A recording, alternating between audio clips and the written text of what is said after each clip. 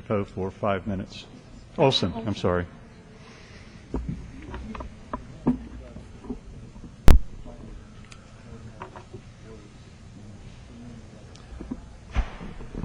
Mr. Speaker, Congress has a very important decision to make very soon on whether or not to increase the national debt ceiling.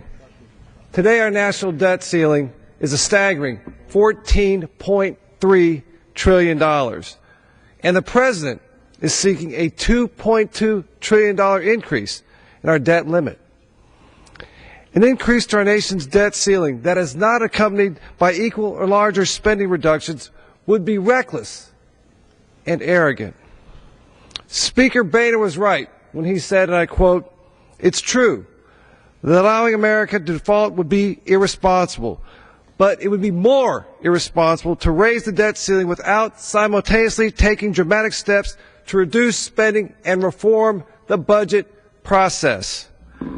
This debate is a unique opportunity to achieve significant and serious spending reforms in Washington and to prove to the American people that their employees, the members of the United States Congress, are listening to them. I believe this is our best chance for the foreseeable future to obtain substantial and credible long-term deficit reductions, to reform the way Washington spends taxpayer dollars, and save America from ruin. Elections matter. Last fall changed the debate here in Washington. We may not be cutting spending as fast as some of us prefer, and quite frankly, I've been frustrated by the pace. But the discussion has shifted to how much should we cut, not how much should we spend.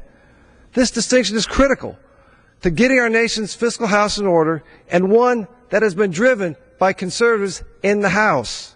House Republicans have developed a threefold cut, cap, and balance strategy that includes deep spending cuts, enforceable spending caps, and a balanced budget amendment with strong protections against federal tax increases.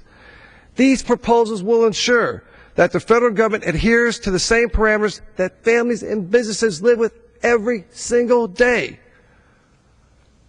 The time for irresponsible federal spending is over. With each passing day, our nation's fiscal problems only compound, leaving our children and grandchildren with a larger legacy of debt. My colleagues on their side have advocated an increase to our debt with no strings attached. They continue to stand for business as usual right here in Washington, D.C. But we cannot ignore the problem, nor can we simply tax our way out of this mess. Furthermore, in the event we fully reach the debt ceiling, we cannot trust the White House to prioritize our debt payments, nor can we trust the administration not to default on our obligations.